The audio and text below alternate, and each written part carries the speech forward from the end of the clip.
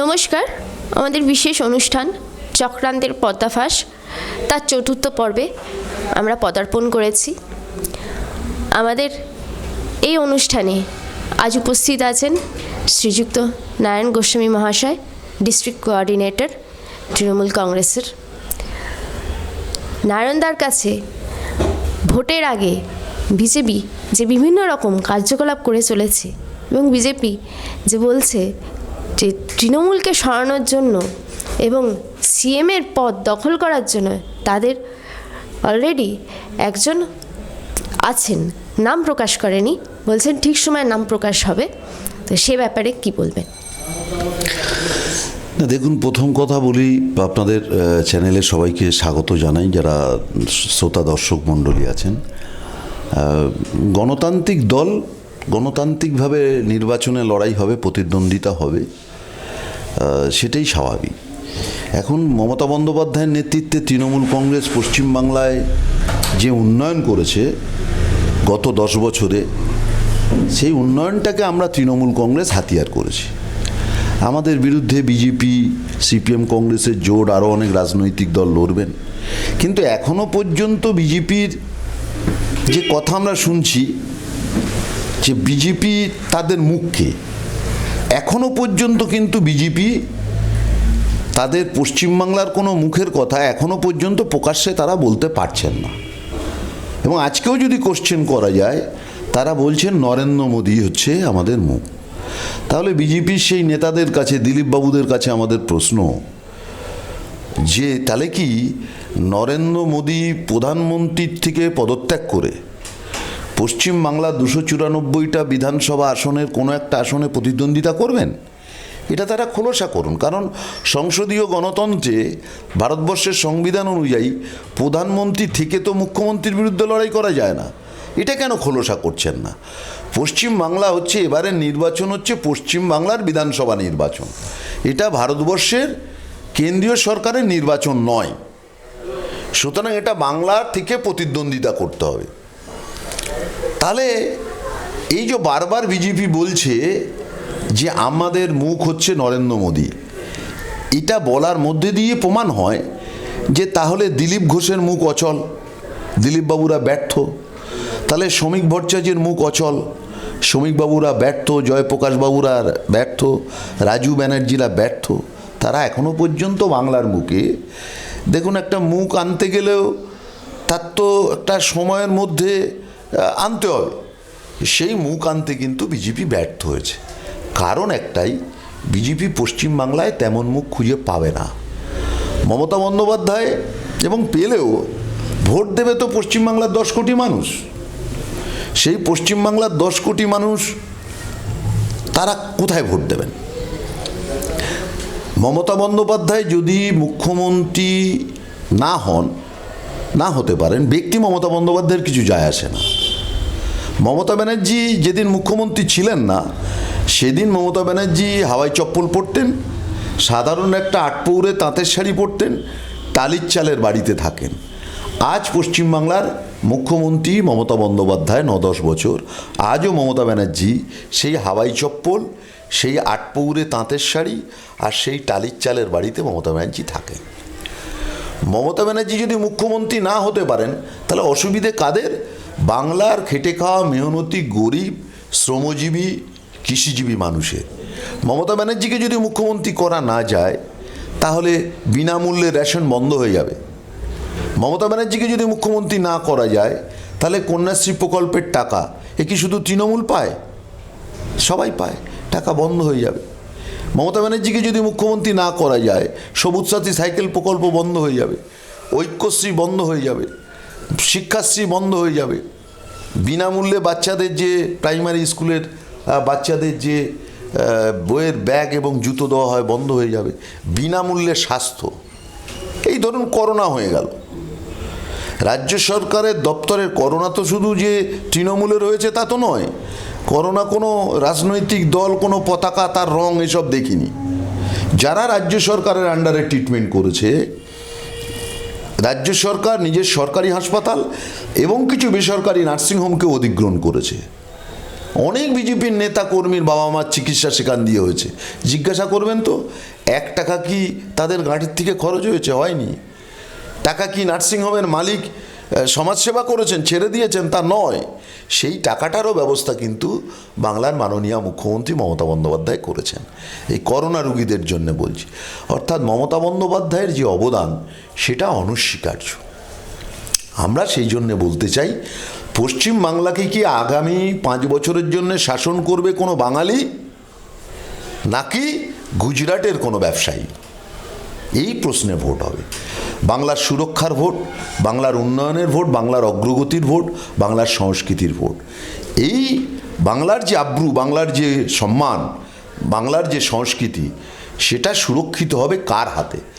গত লোকসভা নির্বাচনে কে বিজেপিতে কোথায় ভোট দিয়েছিলেন, দ্যাট ইজ ডাজন্ট ম্যাটার। সেই নির্বাচনের একটা আলাদা প্রেক্ষিত থাকে, ভারতবর্ষের প্রেক্ষিত।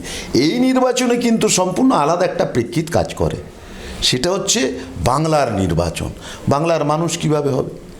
আমি গুজরাটের কথা উদাহরণ দিলাম। অ্যাকচুয়ালি আমরা গুজরাটের বিরুদ্ধে নই, তৃণমূল কংগ্রেস।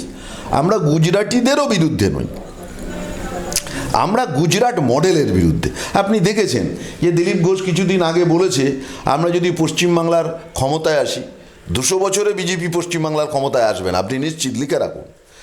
বলছে যদি আমরা ক্ষমতায় আসি তাহলে বাংলাকে আমরা গুজরাট বানাবো। আমরা সেই কথাটাই নাগরিককে বলতে চাই যে বাংলাকে যদি গুজরাট বানাবো, মানে গুজরাটের বিজেপির শাসনের যে মডেল, সেই মডেল এখানে লাগু করবে। তার মানে সে মডেল গোদরার মডেল, সেই মডেল এখানে লাগু করবে। সেটা যদি বাংলার মানুষ চান, আমরা সেই প্রশ্নটা বাংলার মানুষের কাছে করব। আমরা কিন্তু গুজরাটিদের বিরুদ্ধে নই। মোহনদাস করমচাঁদ গান্ধী জাতির জনক, জন্মেছেন কোথায়? কোথাকার মানুষ? গুজরাটের মানুষ। সেই মোহনদাস করমচাঁদ গান্ধী গুজরাট থেকে বেরিয়ে গোটা ভারতবর্ষকে নেতৃত্ব দিয়েছেন। আমরা বাঙালিরা তাকে শ্রদ্ধা করি, এবং শ্রদ্ধা করি বলেই আমরা বাঙালিরা তাকে শ্রদ্ধা করি বলি। আপনারা জানেন যে আমাদের বিশ্ববরেণ্য কবি রবীন্দ্রনাথ ঠাকুর মোহনদাস করমচাঁদ গান্ধীকে উপাধি দিয়েছিলেন মহাত্মা। আজকে তাই সারা ভারতবর্ষে একজন বাঙালি হিসেবে আর একজন জননেতাকে, দেশনেতাকে কীভাবে বরণ করতে হয়, এটাই পশ্চিমবাংলার সংস্কৃতি, এটাই পশ্চিমবাংলা। তাকে মহাত্মা বলেছে। আমরা সবাই এখন গান্ধীজিকে মহাত্মা গান্ধী বলি। এটা কিন্তু এইটা হচ্ছে পশ্চিমবাংলার সম্ভাষণ, এইটাই হচ্ছে পশ্চিমবাংলার সংস্কৃতি। আমরা সেইভাবে নিই। আমাদের জাতীয় সঙ্গীত রবীন্দ্রনাথ ঠাকুর রচনা করেছেন, পাঞ্জাব ও সিন্ধু, গুজরাট ও মারাঠা, দ্রাবিড় উৎকল বঙ্গ। কাউকে বাদ দেননি। দ্রাবিড় দক্ষিণ ভারত, উৎকল উড়িষ্যা, পশ্চিমবাংলা বঙ্গ। যদিও বঙ্গ শব্দটা নিয়ে বিজেপির আপত্তি আছে, সেই জন্য মমতা বন্দ্যোপাধ্যায় বারবার পশ্চিমবাংলার নাম বঙ্গ দিতে বলছেন। আজকে দেখুন কয়েক বছর হয়ে গেছে, এখনও তারা ছাড়েনি। বাংলার প্রতি আমাদের প্রশ্ন, বিজেপির কেন্দ্রীয় নেতৃত্ব যারা আছে, বাংলার প্রতি ঘৃণাটা কেন? আমাদের অপরাধটা কোথায়? বাংলার মানুষের অপরাধটা কোথায়? ঘৃণাটা কোথায়? আজকে সেই মোহনদাস করমচাঁদ গান্ধী, ওখানকার লাল বাহাদুর শাস্ত্রী, আমাদের প্রণাম্য স্বাধীনতা আন্দোলনের অন্যতম পুরোধা, আমরা তাকে প্রণাম করি। তার একটা বিশাল মডেল তৈরি হয়েছে, সেটাকে সম্মান করি নিশ্চয়ই। কিন্তু ভারতবর্ষের আরেকজন ভারত মায়ের কৃতি সন্তান হতে পারেন তিনি বাঙালি, নেতাজি সুভাষচন্দ্র বসু। ভারতবর্ষের স্বাধীনতার আন্দোলনে তার অবদান তো কম নয়। আমি বিজেপির নরেন্দ্র মোদী, অমিত শাহদেরকে বলতে চাই, একবার কলকাতার একটা জায়গায় 3000 ফুট 3000 কোটি টাকা খরচ না করে অন্তত তার একটা অর্ধেক পরিমাপের নেতাজি সুভাষের মূর্তি স্থাপন করার কথা বলুন না। করলেন না তো। বাংলার প্রতি, বাঙালির প্রতি এত ঘৃণা কেন? এত অসম্মান কেন? এত অশ্রদ্ধা কেন? আমরা তো ভারতবর্ষের, আমরা অল ফিল্ডে ভারতবর্ষকে নেতৃত্ব দিয়েছে Paschimbangla, not only political field. আমাদের যেমন নেতাজি সুভাষচন্দ্র বসু, চিত্তরঞ্জন দাস, মাতঙ্গিনী হাজরা, বিনয় বাদল দীনেশ, প্রফুল্ল চাকি, বাঙালিরা ভারতবর্ষ স্বাধীনতা আন্দোলনের নেতৃত্ব দিয়েছে। গোটা ভারতবর্ষের মানুষের নেতৃত্ব দিয়েছে। আপনি যান সেলুলার জোরে, তার তালিকা দেখুন। স্বাধীনতা সংগ্রামের যত সংগ্রামী ওই জেল খেটেছেন তার 90% মানুষ বাঙালি ছিলেন। 90% মানুষ আন্দামানের জেলে যারা ছিল তার 90% হচ্ছে বাঙালি। ভারতবর্ষের জন্য এটা হচ্ছে পশ্চিমবাংলার বাঙালিদের কন্ট্রিবিউশন। সেই বাংলার প্রতি বিজেপির এত ঘৃণা কেন? এটাই হচ্ছে আমাদের প্রশ্ন। আজকের আমরা গুজরাটের শত্রু নই, কোনো গুজরাটির শত্রু নই, কিন্তু গুজরাটে বিজেপির মডেলের আমরা নিশ্চয়ই বিরোধিতা করি। দেখে নিন, আমরা দেখলাম কি, সেই জাতির জনক মহাত্মা গান্ধী, তাকে হত্যা করলো কে? আরএসএসের নাথুরাম গডসে। কোনো মুসলমান কিন্তু তাকে মারেনি, আরএসএসের নাথুরাম গডসে। আর শুনতে ভাবতে লজ্জা লাগে যে সেই নাথুরাম গডসেরও নাকি গুজরাটে মূর্তি তৈরি করবার চেষ্টা হচ্ছে, সেই মূর্তিতে মালা দেওয়া হবে। এ কোন বিজেপি, এ কোন হিন্দুত্ব? কোনো মুসলমান কিন্তু মহাত্মা গান্ধীকে মারেনি। আরএসএসের সক্রিয় সদস্য নেতা নাথুরাম গডসে মেরেছিল। সুতরাং পশ্চিমবাংলার মানুষের একটা আলাদা নিজস্বতা আছে। কেন আমাদের উপরে হিংসা? আমরা এত নোবেল পাচ্ছি তাই। ভারতবর্ষে মোট নোবেল প্রাপকের সংখ্যা কত? 4 জন। 4 জন। কে পেয়েছেন? রবীন্দ্রনাথ ঠাকুর, বাঙালি। কে পেয়েছেন? মাদার টেরিজা, পশ্চিমবাংলায় থাকেন, বাঙালি কালচার নিয়েছেন। কে পেয়েছেন? অভিজিৎ বিনায়ক ব্যানার্জি, অমর্ত্য সেন। কে পেয়েছেন? অমর্ত্য সেন, সব বাঙালি। তাহলে এই বাঙালিরা, ভারতবর্ষের এতই যদি উৎকর্ষ উদ্ভাবনী শক্তি থাকতো, তাহলে বাংলা এবং বাঙালিরাই কেন এত নোবেল পায়? নোবেল পাওয়া তো পাড়ার শক্তিমান ক্লাবের দৌড়ের ফার্স্ট প্রাইজ পাওয়ার পুরস্কার নয়। নোবেল প্রাইজ মানে পৃথিবীব্যাপী যার বন্দিত, যার বিচার বিশ্লেষণের নিরিখে এটা আসে। তাই দেখবেন বাংলার উৎকর্ষতা, বাংলার মস্তিষ্ককে, বাংলার ভাবনাকে, বাংলার এই উদার মানসিকতাকে বিজেপিরা ভয় পায়। সেই জন্যে তারা বাঙালিদের প্রতি একটা বিদ্বেষ। আপনি দিলীপ ঘোষের ভাষা ভালো করে যদি শোনেন, তাহলে শুনবেন দিলীপ ঘোষ কি শুদ্ধ বাংলা বলতে পারেন? দিলীপ ঘোষ শুদ্ধ বাংলা বলতে পারেন না। দিলীপ ঘোষ হচ্ছে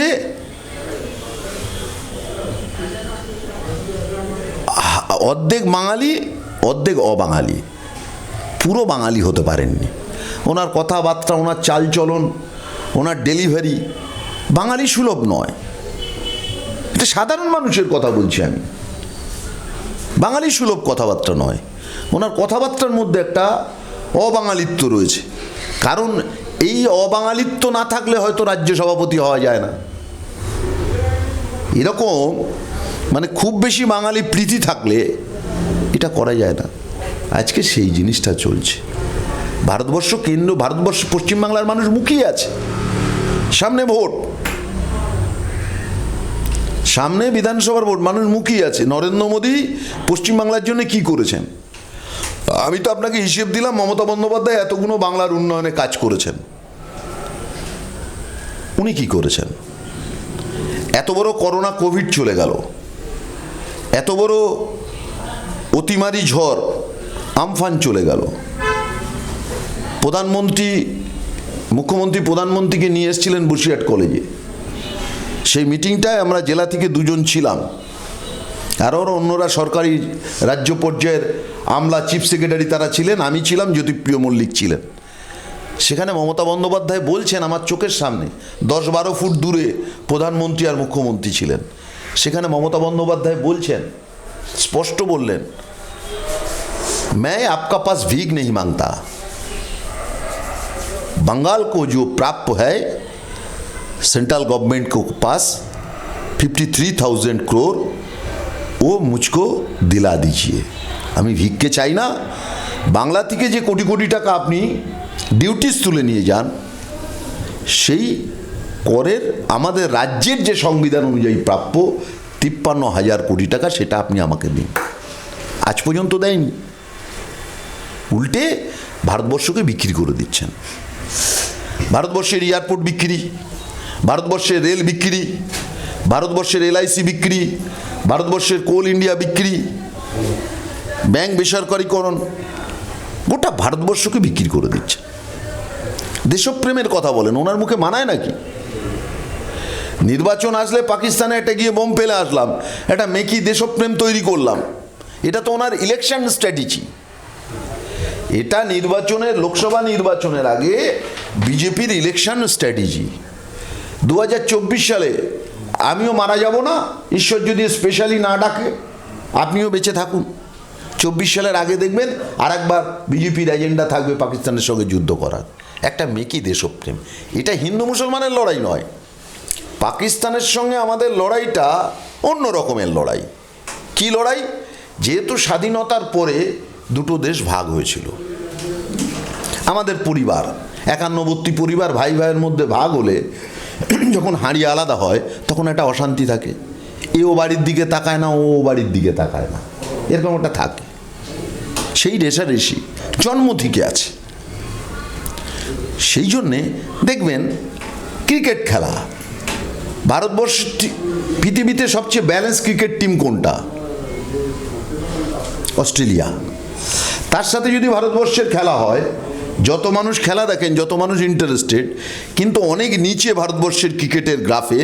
পাকিস্তানের সঙ্গে যদি ভারতের খেলা হয়, অনেক বেশি ভারতবর্ষের মানুষ ইন্টারেস্টেড থাকেন। এর কারণ কি? জন্ম থেকে জ্বলছি, পরিবার এক ছিল, এখন ভাগ হয়ে গেছে। এটা হিন্দু মুসলমানের লড়াই নয়। নরেন্দ্র মোদিরা অত্যন্ত চালাক, এই জায়গাটাকে ক্যাশ করে ভোটের আগে একটা মেকি দেশপ্রেম জাগরিত করতে চায়। উনি এতই যদি বলো দেশপ্রেম হয়, লাদাখে চলে যান না। আমার কাছে যতটুকু খবর আছে, 38,000 কিলোমিটার ভারতবর্ষের ভূখণ্ড চীন দখল করে আছে গত 4-5 মাস। একটা কথা তো বলছেন না। 56 ইঞ্চি বুকের ছাতি কোথায় গেল? 16 ইঞ্চিতে চলে এসছে। লড়াই করুন না, আমরা ভারতবর্ষের মানুষ আপনার সঙ্গে আছে। লাদাখে ভারতীয় ভূখণ্ডে চীন রেল লাইন পাচ্ছে, চীন রেল লাইন পাচ্ছে। প্রতিরক্ষা মন্ত্রী বলছে হ্যাঁ ভারতবর্ষের ভূখণ্ড দখল করেছে চীন, আর নরেন্দ্র মোদী বলছে যে না, ওটা এখনও কোয়ারিজ করে দেখতে হবে, ওটা মনে হয় সঠিক নয়। প্রধানমন্ত্রী এক কথা বলছেন, প্রতিরক্ষা মন্ত্রী আর এক কথা বলছেন। আমরা তো জানি 38,000 কিলোমিটার জায়গা ভারতবর্ষের ভূখণ্ড দখল করে নিয়েছে, রেল লাইন পাচ্ছে। এর বিচার দেশের মানুষ করবে। পশ্চিমবাংলার মানুষের জন্য মমতা বন্দ্যোপাধ্যায় বিনামূল্যে চিকিৎসা, বিনামূল্যে রেশন, বিনামূল্যে শিক্ষা, বিনামূল্যে স্বাস্থ্য সব কিছু দিয়েছেন। আমরা যেমন পশ্চিমবাংলার মানুষ, আমরা তো তেমনি ভারত সরকারেরও মানুষ। আমার গায়ে তো এটা লেখা নেই যে গভর্নমেন্ট অফ ওয়েস্ট বেঙ্গল, বা দিলীপ বাবুর গায়েও লেখা নেই গভর্নমেন্ট অফ ইন্ডিয়া। আমরা তো প্রত্যেকেই যেমন বাংলার মানুষ, প্রত্যেকে ভারতবর্ষের মানুষ। আমাদের জন্য নরেন্দ্র মোদী কী করেছেন? একটা প্রকল্প বলতে পারবে বিজেপির লোক? একটা প্রকল্প বলতে পারবে না। পাড়ায় পাড়ায় আমরা দেখছি মমতা বন্দ্যোপাধ্যায় সবুজ সাথী সাইকেলে বিজেপির পতাকা লাগিয়ে মমতা বন্দ্যোপাধ্যায়ের সরকারের বিনামূল্যে রেশনের চালকে স্লোগান দিচ্ছে জয় শ্রীরাম। আমরা বলি বাবা জোরে দে। গরিব মানুষের গলায় যে জোর মমতা বন্দ্যোপাধ্যায় এনেছেন, সেটাতে প্রমাণ হয়। মমতা বন্দ্যোপাধ্যায় সকলের জন্য করেছেন। একটা প্রকল্প নিয়ে মমতা বন্দ্যোপাধ্যায় কার্পণ্য করেনি, নগ্ন দলবাজি করেননি। বিজেপির কোনো নেতা বলতে পারবে না যে আমি বিজেপি করি বলে আমার মেয়ে কন্যাশ্রী পায় না, আমি বিজেপি করে বলে আমার মেয়ের রূপশ্রীর টাকা পাইনি, আমি বিজেপি করি বলে আমার ছেলেটা সবুজ সাথী সাইকেল পায়নি, আমি বিজেপি করি বলে আমি বিনামূল্যে স্বাস্থ্য পরিষেবা পাচ্ছেন। এতগুলো পরিষেবা তারা পাচ্ছেন, সাধারণ নাগরিকও যেমন পাচ্ছে, বিজেপির নেতারাও পাচ্ছেন। তারপরে এত বড় গুলিয়ে আওড়াচ্ছে কী করে জানি না। দিলীপ ঘোষের কথা বাদ দিন, দিলীপ ঘোষ কখন কি বলে তার ঠিক নেই। 2 ঘন্টা পরে দিলীপবাবু কি বলবেন আমি তো কোনছা জয়প্রকাশ না মজুমদার পর্যন্ত জানে না, রাজু বন্দ্যোপাধ্যায় বলতে পারবেন না। নো গ্যারান্টি পাকা রং, কোনো গ্যারান্টি নেই। দিলীপ ঘোষ কি বলতে পারেন? কখনো বলছেন মেরে মাটির তলায় ঢুকিয়ে দেবো, এমন বুকে লাথি মারবো বুকে সারা জীবন পায়ের চিহ্ন থেকে যাবে। এটা কি কোনো নেতার ভাষা? শুনছিলাম আমাদের তৃণমূলের এক নেতা বলেছেন তার কথা, এটা তো সত্যিই গুন্ডামির ভাষা। এটা তো গুন্ডামির ভাষা যে মেরে মাটির তলায় 6 ফুট পুঁতে দেবো, এমন লাথি মারবো সারা জীবন বুকে পায়ে দাগ থেকে যাবে। এটা কি ভদ্রলোকের ভাষা হলো? এটা কি একটা রাজনৈতিক নেতার ভাষা হলো? এটাই তো গুন্ডার ভাষা। অভিষেক বন্দ্যোপাধ্যায় এইটাই বলতে চেয়েছেন যে গুন্ডার মতো কথা বলছেন, গুন্ডার ভাষা রপ্ত করেছেন, এমন কথা বলছেন। অনেক বন্ধুরা আমায় ফোন করেছে, বলছে যে পশ্চিমবাংলা তো আমরা মিনিমাম জানি, বলছেন যে পণ্ডিত ঈশ্বরচন্দ্র বিদ্যাসাগর নাকি সহজ পাঠ রচনা করেছেন। বাংলা আসলে ওই যে বললাম, উনি হাফ বাঙালি হাফ অবাঙালি। এই যে যদি পুরো বাঙালি হতেন তাহলে জানতেন যে সহজ পাঠ রবীন্দ্রনাথ লিখেছিলেন, পণ্ডিত ঈশ্বরচন্দ্র বিদ্যাসাগর নয়। আর পণ্ডিত ঈশ্বরচন্দ্র বিদ্যাসাগর বর্ণ পরিচয় লিখেছিলেন। এটা যদি উনি পুরো বাঙালি হতেন তাহলে উনি এটা জানতে পারতেন, উনি জানেন না। উনি কোন একটা মিটিং, আমি একটা খবরের কাগজে দেখলাম, উনি বলছেন যে সারা রাজ্যকে নাকি রবীন্দ্রনাথ গীতাঞ্জলি লিখেছিলেন বলে ইংরেজরা তাকে নাইট উপাধি দিয়েছে। সে বলুন তো কোনো পাগলে কথা বলে? কোনো পাগল এটা বলে? সেই যদি পশ্চিমবাংলার মুখ হয়, সেই যদি পশ্চিমবাংলার বিরোধী দলের চালিকা শক্তি হয়, বহু মানুষ তো চিন। আবার মাঝখানে বলেছিল যে গরুর দুধে সোনা পাওয়া যায়। অনেক পশু বিজ্ঞানী, পশু গবেষকরা বলছে আমরা গবেষণা করে চুল পাকিয়ে ফেলেছি, দুধের মধ্যে সোনার কম্পোনেন্ট কোনোদিন খুঁজে পায়নি। আরে দিলু ভাই এ খুঁজে পেয়েছে। বাংলার মানুষ সেই জন্য জানে যে এই যদি শোপিস হয়, বাংলার এই যদি মুখ হয়, অর্থাৎ এই যদি শোপিস হয়, তাহলে গোডাউনের অবস্থাটা কি। সেই জন্য যারা লোকসভায় বিজেপিতে ভোট দিয়েছিল তাদের মোহভঙ্গ হয়ে গেছে যে এই জিনিস দিয়ে, এই কোয়ালিটি, এই কোয়ান্টিটি, এই শিক্ষাগত যোগ্যতা, এই ডেলিভারি দিয়ে আর যাই হোক পশ্চিমবাংলায় একটা গ্রাম পঞ্চায়েতের মেম্বারশিপও চালানো যায় না। বাংলার মুখ্যমন্ত্রীর পদ তো অনেক দূরস্থ। সুতরাং 200% নিশ্চিত মমতা বন্দ্যোপাধ্যায় নিরঙ্কুশ সংখ্যাগরিষ্ঠতা নিয়ে যত বিরোধীরা সিপিএম কংগ্রেসের সুবিধেবাদী জোট তৈরি করুক না কেন, বিজেপির যতই সাম্প্রদায়িক দামামা বাজাক না কেন, করতে পারবেন না। হিন্দুত্ব নিয়ে মমতা বন্দ্যোপাধ্যায়কে পরিচয় দেওয়ার কিছু নেই। হিন্দুত্ব নিয়ে এত কথা বলে, তাহলে তফসিল জাতিরা অযোধ্যায় রাম মন্দির তৈরি করবার সময় মতুয়ারা যে জল আর মাটি নিয়ে গেল ঠাকুরনগর শ্রীধাম মতুয়া ধামের মাটি, ঘাট ধাক্কা দিয়ে ওখান থেকে বের করে দিয়েছে কেন? ছোট লোক বলে, দলিত বলে, শিডিউল কাস্ট শিডিউল ট্রাইব বলে। অর্থাৎ একটা ব্রাহ্মণত্ববাদ, একটা তথাকথিত কোনো নোংরা ভাষা বলতে চাই না, যে উচ্চবর্ণের হিন্দুদের একটা মাতব্বরি, সেটা বিজেপি কায়েম করতে চাইছে। অযোধ্যায় রাম মন্দির নির্মাণে ন্যাশ কমিটির প্রোগ্রাম, ভারতবর্ষের 5 জন নেতা ছিলেন মঞ্চে, তার মধ্যে রাষ্ট্রপতি রামলাল কোবিন্দের জায়গা হলো না কেন? দলিত বলে। হাতরাসের ঘটনা আপনারা দেখেছেন, দলিত সম্প্রদায়ের ওপরে কি নতুন করে অত্যাচার। হিন্দু হিন্দু করেন। পশ্চিমবাংলায় তো 6 বছর নরেন্দ্র মোদীর সরকার আছে। কালীঘাট মন্দিরের জন্য সংস্কারে কখনো 5 লক্ষ টাকা দিয়েছে নরেন্দ্র মোদী? দেয়নি। উন্নয়ন করেছে কে? মমতা বন্দ্যোপাধ্যায়। তারাপীঠের মন্দিরে উন্নয়নের জন্য 5 লক্ষ টাকা বিজেপির সরকার দিয়েছেন? কেউ দেয়নি। কে দিয়েছেন? মমতা ব্যানার্জি। তারকনাথের মন্দির, তারকেশ্বর তারকনাথের মন্দির উন্নয়নের টাকা দিয়েছেন মমতা বন্দ্যোপাধ্যায়। দক্ষিণেশ্বরের স্কাইওয়ে, দক্ষিণেশ্বরের মা ভবতারিণীর মন্দির, তার ডেভেলপমেন্ট করেছে মমতা বন্দ্যোপাধ্যায়। আমার ভালো লাগলো যে অমিত শাহ সেদিন স্কাইওয়ের ওপর দিয়ে হেঁটে গিয়ে দক্ষিণেশ্বরের মন্দিরের মাতৃ দর্শন করলেন এবং বললেন যে বাংলায় কোনো উন্নয়ন হয়নি স্কাইওয়ের ওপর দিয়ে গিয়ে। এটাই পশ্চিমবাংলা। যে জঙ্গলমহলে মানুষ পিঁপড়ের ডিম খেত, সেই জঙ্গলমহলে অমিত শাহ গিয়ে আদিবাসী তরুণীর বাড়িতে 150 টাকা কেজি পোস্তর বড়া খেয়েছেন। যে জঙ্গলমহলে সিপিএমের আমলে 1500, যে জঙ্গলমহলে সিপিএমের সময় মানুষ পিঁপড়ের ডিম খেত, সেই জঙ্গলমহলের আদিবাসী মহিলার ঘরে কিন্তু এখন 150 টাকা কেজি পোস্ত থাকে। এটাই মমতা বন্দ্যোপাধ্যায়ের পরিবর্তন মমতা ব্যানার্জি করেছে। সুতরাং আপনি হিন্দুত্ব এসব যেমন আছে, মমতা ব্যানার্জিকে হিন্দুত্ব শেখাতে হবে না। মমতা ব্যানার্জি কপিল মুনির আশ্রমের ডেভেলপমেন্ট করেছেন, মতুয়া শ্রীধামের ডেভেলপমেন্ট করেছেন, সর্বত্র। হ্যাঁ, মমতা ব্যানার্জি ফুরফুরা শরীফেরও ডেভেলপমেন্ট করেছেন। মমতা ব্যানার্জিকে, অথচ বিজেপি কিছু করেনি। বিজেপির কাজ একটাই, শুধু প্রশ্ন ছেড়ে দেওয়া। 6 বছর তুমি কেন্দ্রের সরকার, পশ্চিমবাংলার যে অর্থনৈতিক সক্ষমতা তার থেকে 40 গুণ অর্থনৈতিক বেশি সক্ষমতা নিয়ে তুমি বিজেপির সরকার চালাচ্ছ। এই রাজ্য থেকে তোমার 18টা এমপি আছে। এই রাজ্যের মানুষের জন্য কি তোমার কোনো দায়বদ্ধতা নেই? তুমি কি স্কিম দিলে, কি পরিকল্পনা দিলে? তফসিল জাতীয়, আজকে থেকে তো দুয়ারের সরকার শুরু হয়েছে, দুয়ারে দুয়ারে সরকার। অর্থাৎ পৌরসভার মধ্যে, পৌরসভার 4 দেওয়ালের মধ্যে আর অফিসাররা থাকবে না। ডিএম অফিস, বিডিও অফিসের 4 দেওয়ালের মধ্যে আর অফিসাররা থাকবে না। তারা বাড়ি বাড়ি যাবে, পঞ্চায়েত এলাকায়, পৌর এলাকায় ঘুরবে, মানুষের কি সমস্যা শুনবে, সেখানেই ডিসপোজাল করবে।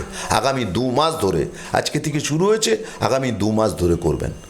ভারতবর্ষের মধ্যে পশ্চিমবাংলার স্বাধীনতার পর থেকে আজ পর্যন্ত যে কজন মুখ্যমন্ত্রী হয়েছেন, কেউ কোনো কালে এই পরিকল্পনা করেছেন বলে অন্তত আমার মনে হয় না।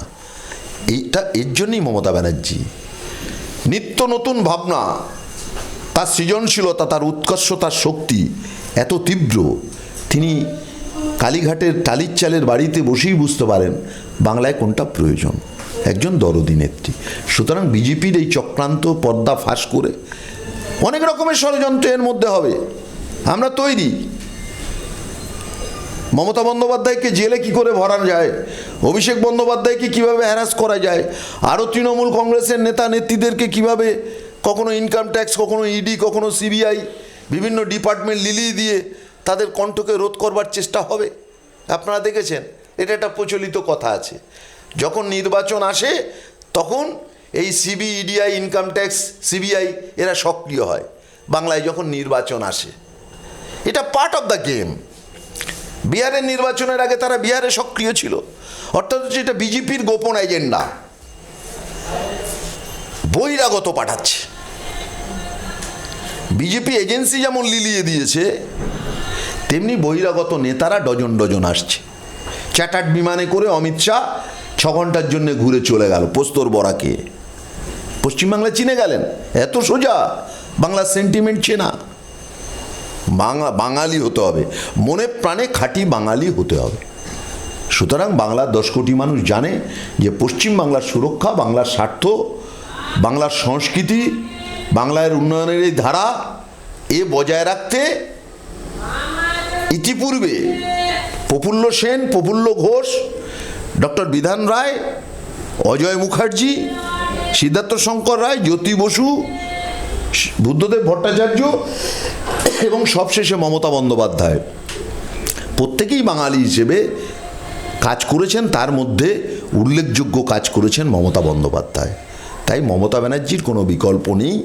একজন সাচ্চা বাঙালি, বাংলার সংস্কৃতি, বাংলার মনীষীদেরকে যিনি সম্মান করতে পারেন, বাংলার 10 কোটি মানুষকেই নিজের আপনজন, নিজের পরিবারের মানুষ ভাবতে পারেন, সেই মমতা ব্যানার্জির আঁচলেই বাংলার 10 কোটি মানুষ বাংলার এই ভাড়ারের, উন্নয়নের ভাড়ারের চাবিটাকে বেঁধে দেবেন।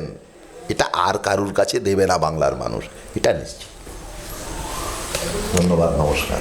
ধন্যবাদ দাদা। আমরা এতক্ষণ শুনলাম শ্রীযুক্ত নারায়ণ গোস্বামী, নারায়ণদার বক্তব্য, যে এই ভোটের আগে যখন বিজেপি নানা কৌশলে, কখনো মূল্যবৃদ্ধি, কখনো বেসরকারীকরণ, কখনো সিএমের জন্য তাদের কোনো মুখ এখনও যদিও তারা বলতে পারেননি, বলেছেন যে ঠিক সময় প্রকাশ করবেন, বিভিন্ন রকমভাবে তারা যেরকম এক কথায় হুমকি দিচ্ছেন, সেই জায়গায় দাঁড়িয়ে নারায়ণদা বললেন যে উন্নয়ন হচ্ছে একমাত্র চাবিকাঠি, যার নিরিখে তৃণমূল কংগ্রেস আসন্ন বিধানসভা নির্বাচনে লড়বে। এবং তিনি এটাও বললেন যে সেক্ষেত্রে কী রকমভাবে তৃণমূল কংগ্রেস উন্নয়ন করেছে সিএম মমতা ব্যানার্জির হাত ধরে, সে ব্যাপারেও তিনি বললেন। আমাদের এই বিশেষ অনুষ্ঠানে নারায়ণদা উপস্থিত ছিলেন। নারায়ণদাকে অসংখ্য ধন্যবাদ এই অনুষ্ঠানে উপস্থিত থাকার জন্য এবং আমাদেরকে অনেক অজানা তথ্য দেওয়ার জন্য। ভালো থাকবেন, সুস্থ থাকবেন, আপনারা ভালো সঙ্গে থাকুন, দেখতে থাকুন আমার কথা লাইভ টিভি।